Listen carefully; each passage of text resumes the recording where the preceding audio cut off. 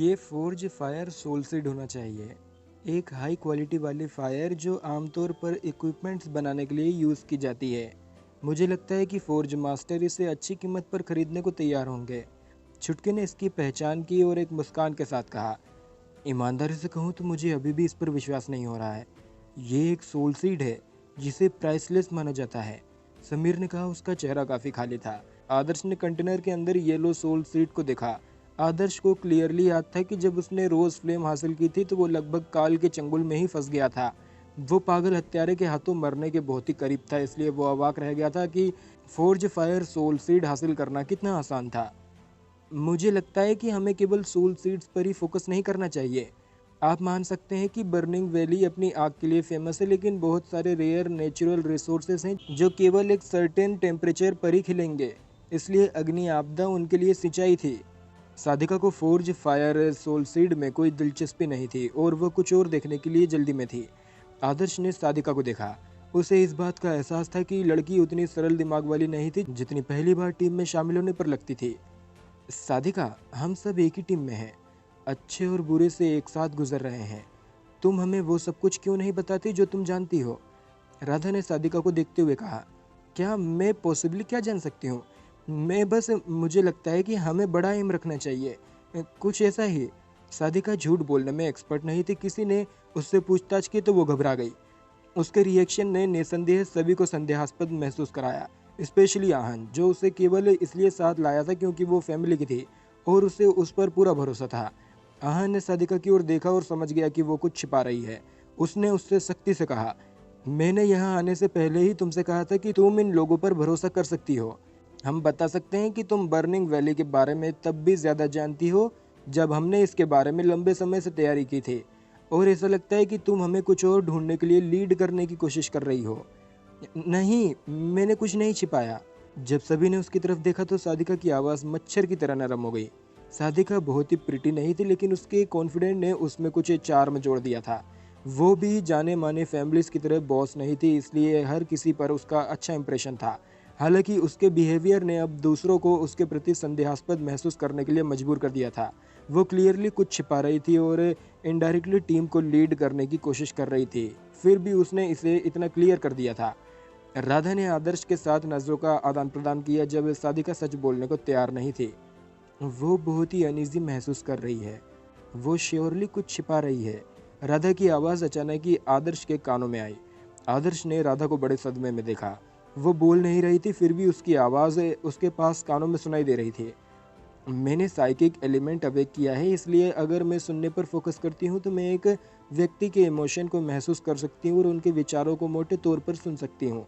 मैं समझ सकती हूँ कि साधिका बेहद ही चिंतित है। वो चाहती है कि हम जितना जल्दी हो सके आगे बढ़ें, जैसे कि उसे जो चाहिए वो आगे है। आदर्श के दिमाग में एक बार फिर से राधा की आवाज़ आई। ठीक है, किसी के मन को पढ़ने में सक्षम होने के नाते क्या ये साइकिक एलिमेंट थोड़ा डरावना नहीं है? क्या तुम सुन सकती हो कि उसका सीक्रेट क्या है? आदर्श राधा के पास गया और उसके कानों में फुसफुसाया। राधा ने अपना सिर हिलाया और कहा, मैं केवल उसके इमोशन को महसूस कर सकती हूँ और मोटे तौर पर इसके दिमाग को पढ़ सकती हूँ। किसी व्यक्ति का दिमाग बहुत ही कॉम्प्लिकेटेड होता है जब वे कुछ पता लगाने की कोशिश कर रहे होते हैं। अगर मैं उसके विचारों को जानना चाहती हूँ तो मुझे उस पर माइंड कंट्रोल कास्ट करना होगा और उसे केवल एक चीज़ पर फोकस करने के लिए मजबूर करना होगा ताकि मैं बेहतर समझ सकूँ, वरना एक साइकिक का मन भी अस्त व्यस्त हो जाएगा। मुझे नहीं लगता कि यह अभी के लिए एक अच्छा आइडिया है। साधिका अभी भी आहन की चचेरी बहन है। देखते हैं कि क्या आहन उसे समझा सकता है, आदर्श ने धीरे से कहा। जब वे दोनों डिस्कस कर रहे थे तो आहन ने पहले ही साधिका को एक तरफ खींच लिया था। थोड़ी देर बाद साधिका अपना सिर नीचे करके वापस आ गई। उसने ग्रुप से माफ़ी मांगी और सभी को बताया कि वह नॉर्थ बर्निंग वैली के बारे में क्या जानती है। बाकी सभी ने जल्दी से उनका ध्यान उसकी ओर लगा दिया क्योंकि उसकी इन्फॉर्मेशन उन चीज़ों से रिलेटेड थी जो सोल सीड्स से ज़्यादा वैल्यूएबल थी। कोई भी मैजिशियन इससे प्रभावित होगा। मेरी फैमिली का एक मेंबर है जिसका पूरा शरीर गंभीर रूप से जल गया है। न केवल उसका लुक खराब हो गया है बल्कि उसकी स्किन का एक भी हिस्सा अच्छी कंडीशन में नहीं है। इससे कोई फर्क नहीं पड़ता कि हमने कितने हीलर को काम पर रखा है, उनमें से कोई भी उसके असली लुक को ठीक नहीं कर सका। साधिका ने धीरे से कहा, क्या तुम उस अंकल के बारे में बात कर रही हो जिसका नाम पुनीत है? आहन ने तुरंत ही उस आदमी को याद किया जो हमेशा सफ़ेद पट्टियों में लिपटा रहता था। वो व्यक्ति उसके घर से ज़्यादा दूर नहीं रहता था। कभी कभी जब वो बालकनी पर मेडिटेट कर रहा होता था तो वो सफ़ेद मम्मी को बैकयार्ड में पौधों की देखभाल करते हुए देख लेता था। आहन उस व्यक्ति को ज़्यादा अच्छे से नहीं जानता था, लेकिन उसने अपनी फैमिली के लोगों को उस पर अपमानजनक और सरकास्टिक रिमार्क्स करते हुए सुना था, ये कहते हुए कि उसे भगवान द्वारा दंडित किया गया था और अपने पापों के कारण उसकी ऐसी हालत हो गई थी। छोटी उम्र से ही आहन ने उनकी बातों को एक्सेप्ट कर लिया था। आखिरकार उस व्यक्ति ने अपने घावों को ठीक करने के लिए बहुत से हीलर्स को काम पर रखा था और किसी भी नॉर्मल बर्न को हीलिंग मैजिक या किसी स्पेशल मेडिसिन से आसानी से ठीक किया जा सकता था। "उम, वो मेरी माँ है," सादिका ने बेहद ही धीमी आवाज़ में कहा। "क्या?" आहन हवा में कूद गया। बाकी लोग भी अवाक रह गए। हर कोई जानता था कि अंकल को एक आदमी होना चाहिए था। वो अचानक से किसी की माँ कैसे बन गई? उन्हें अचानक ही बहुत ही अजीब लगा। "क्या आपने उसकी अपीयरेंस पहले देखी है?" सादिका ने उससे सीधे पूछा। ठीक है, नहीं, मैंने केवल सुना है। मुझे लगता है कि हम सब गलत थे।" आहन ने जब कुछ महसूस किया तो वो अजीब तरह से मुस्कुराया।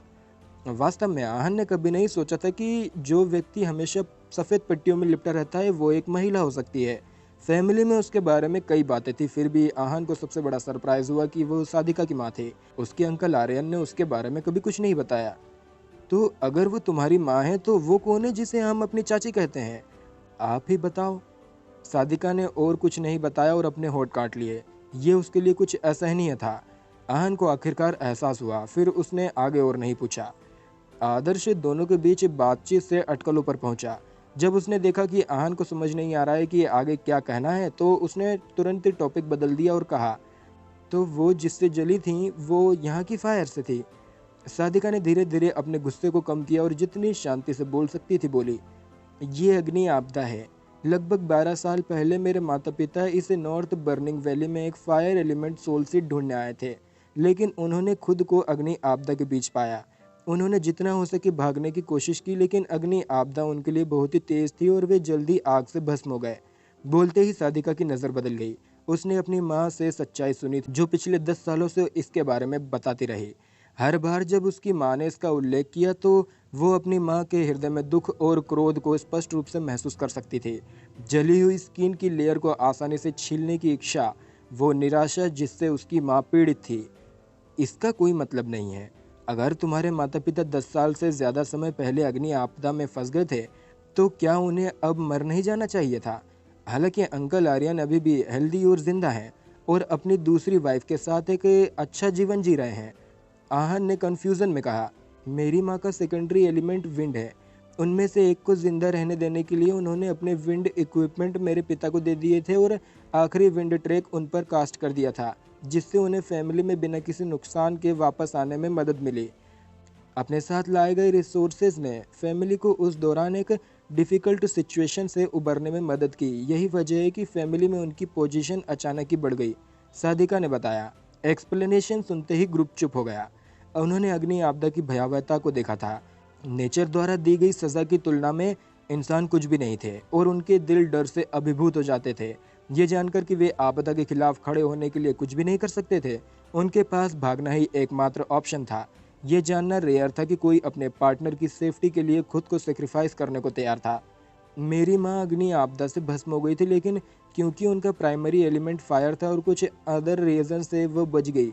वो एक बीस्ट द्वारा बचाई गई थी जिसका फिगर फायर फ्लेम्स से घिरा हुआ था।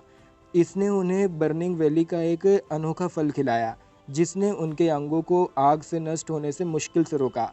वो कई सालों तक बर्निंग वैली में रही क्योंकि उनका शरीर बहुत ही खराब कंडीशन में था। उन्हें फाइनली जाने में सक्षम होने में बहुत लंबा समय लगा और हंटर्स के एक ग्रुप से टकराने के बाद जो कुछ खजाना खोजने के लिए आया था, उनके साथ उन्होंने कुछ रेयर लूट का ट्रेड किया और उनसे उन्हें ग्रीन सिटी वापस लाने के लिए कहा। मुझे विश्वास है कि आप सभी अनुमान लगा सकते हैं कि उसके बाद क्या हुआ। मेरे पिता नहीं चाहते थे कि उनका शांतिपूर्ण जीवन अस्त व्यस्त हो, इसलिए उन्होंने कभी भी उनकी पहचान एक्सेप्ट नहीं की। उन्होंने बस उन्हें एक नकली पहचान दी और उनके लिए एक घर में रहने की व्यवस्था की।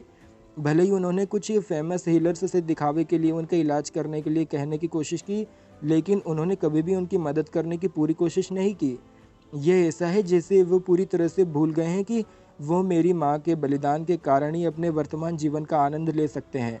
मेरी माँ दर्द में जी रही है और एकमात्र चीज़ जो उन्हें आगे बढ़ने के लिए हौसला देती है वो वादा है जो मैंने किया था कि मैं उनका इलाज ढूंढ लूँगी।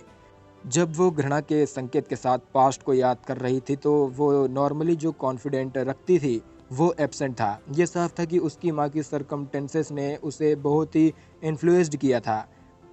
तो इसलिए तुम यहाँ बर्निंग वैली में हो, लेकिन तुम्हारी माँ यहाँ काफ़ी समय तक रही है, वो क्यों नहीं आई और खुद इलाज की तलाश की? मुझे नहीं लगता कि तुम यहाँ सिर्फ इलाज ढूंढने आई हो। आदर्श ने उसे देखते हुए पूछा। ये अग्नि आपदा के कारण है। जले का इलाज एक ट्यूब का फल है जो केवल अग्नि आपदा के बाद दिखाई देगा और फल थोड़े समय के लिए ही रहता है। ये कुछ ही दिनों में मुरझा जाएगा। कुछ ही सालों तक यहाँ रहने के बावजूद मेरी माँ को एक और अग्नि आपदा का सामना नहीं करना पड़ा।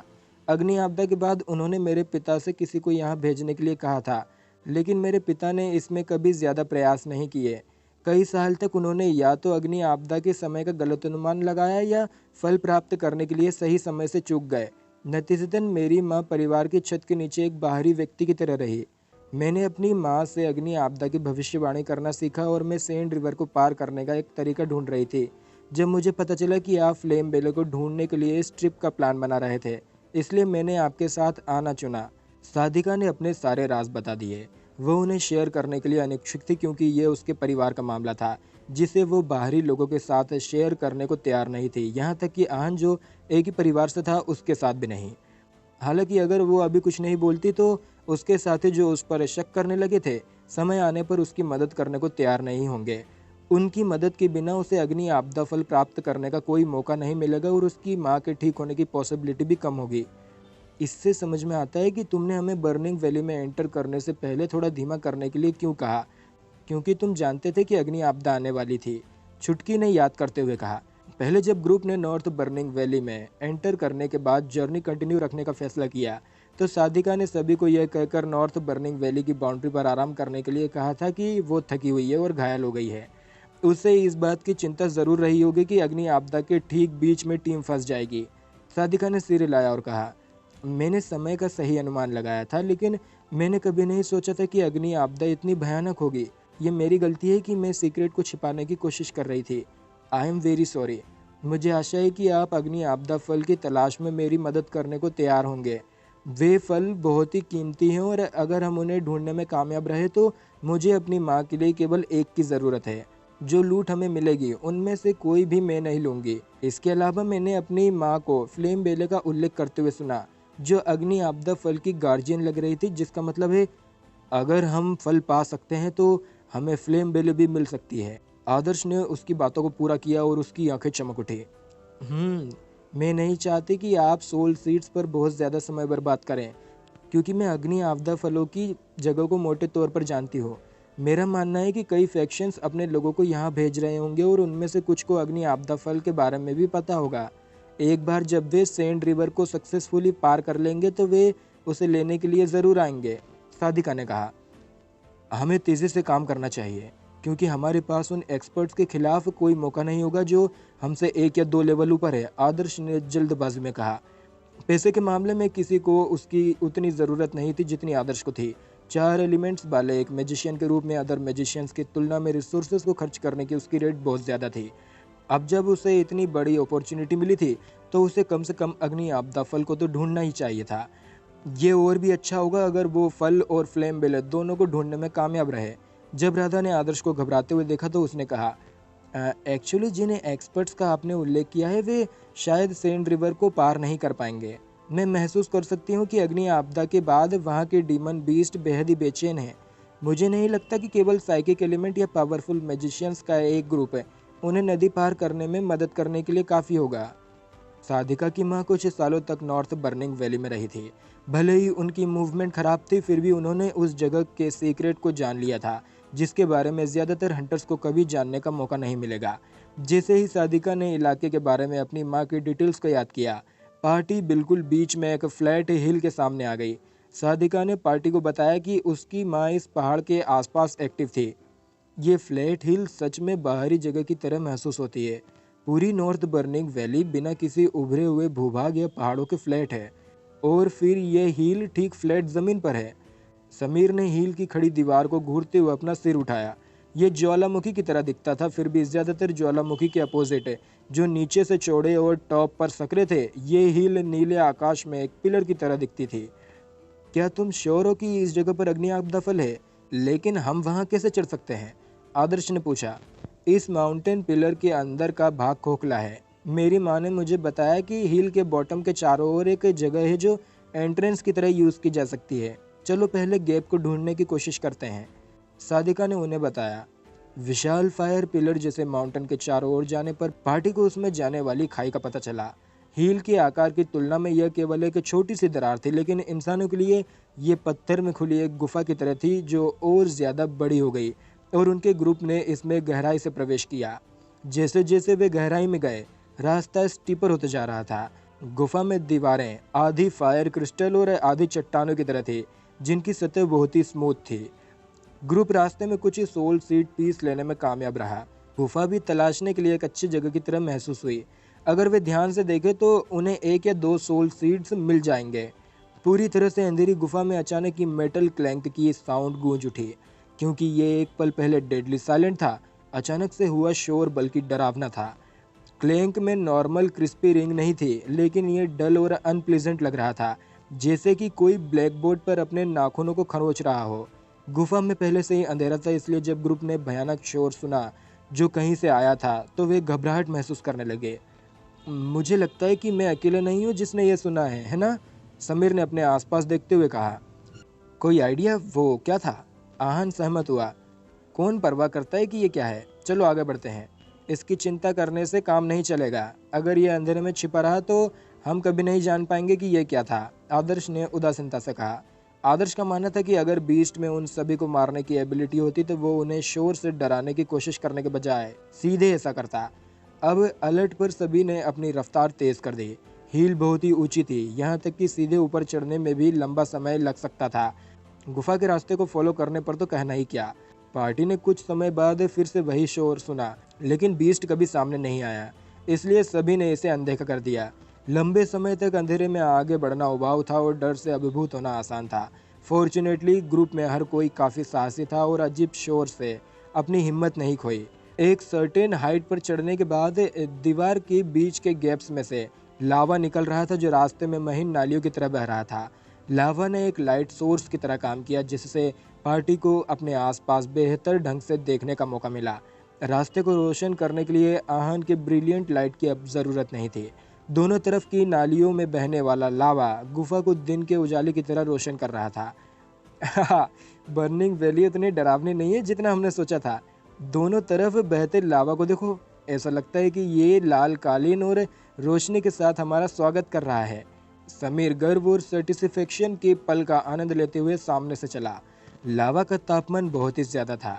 एक नॉर्मल इंसान आसानी से इसमें जलकर राख हो सकता था, जबकि एक मैजिशियन मुश्किल से अपनी स्किन को प्रोटेक्ट कर पाता था। अगर वे इसके अंदर बहुत देर तक रहते तो वे तब तक जलते रहेंगे जब तक कि उनकी हड्डियां नहीं रह जाती। इस बीच फायर मैजिशियन टेम्परेचर को सहन कर सकते थे, लेकिन यह पूरी तरह से उनके कल्टीवेशन पर डिपेंड करता था। हाई कल्टीवेशन वालों को इसमें नहाने में भी कोई दिक्कत नहीं होगी। आदर्श उस लेवल पर अभी तक नहीं पहुंचा था। उसने लावा में अपनी उंगली डालने की कोशिश की। ये गर्म था, फिर भी उसके जान को कोई खतरा नहीं था। खैर, उसे ये उबलते पानी में उंगली डुबाने जैसा लग रहा था। वैसे क्या किसी ने देखा कि लावा ज़्यादा एरिया को कवर कर रहा है? सादिका ने अचानक से पूछा। यह आदर्श के लिए एक रिमाइंडर के रूप में काम किया। गुफा के अंदर का रास्ता अलग अलग हिस्सों में चौड़ा और सकरा दोनों था, लेकिन बेसिकली ग्रुप के लिए काफ़ी जगह थी। किसी अंडरग्राउंड नदी की गुफा की तरह दीवारों की दरारों से लावा बह रहा था। शुरुआत में यह झरने के पानी की तरफ फूट रहा था और इसकी लाल चमक ग्रुप को आगे बढ़ने के लिए डायरेक्ट कर रही थी। हालांकि अब दोनों तरफ की नालियां लावा से भरी हुई थी, जो कि कुछ हिस्सों से बाहर भी निकल रहा था, और वो उस रास्ते की ओर बह रहा था जिस पर हर कोई चल रहा था। हो सकता है कि जितना ज़्यादा हम जाते हैं उतना ज़्यादा लावा होता है। चिंता मत करो, लावा बह जाएगा, वहाँ काफ़ी जगह है, यह हमारे रास्ते को ब्लॉक नहीं करेगा, आहन ने कहा। ये कन्विंसिंग लगता है, लेकिन क्या होगा अगर इसका कोई दूसरा कारण है? राधा ने चिंतित होकर पूछा।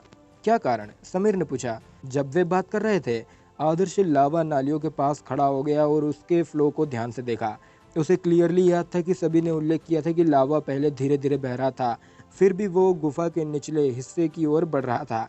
कुछ एरिया पहले से ही लाल लावा से कवर्ड थे, जो उनके द्वारा लिए जा रहे रास्ते की ओर फैलने लगा। यह केवल 1 ही मिनट से भी कम समय में हुआ था। मुझे लगता है कि हमें यहाँ से तुरंत निकल जाना चाहिए। आदर्श के हाव भाव पहले से बिल्कुल अलग थे। उसने अब तय कर लिया था। क्यों? समीर और आहन दोनों ने पूछा, जो अभी भी अमूल्य अग्नि आपदा फल के बारे में सोच रहे थे। सादिका भी हार मानने को तैयार नहीं थी, क्योंकि अग्नि आपदा फल हील की चोटी पर था।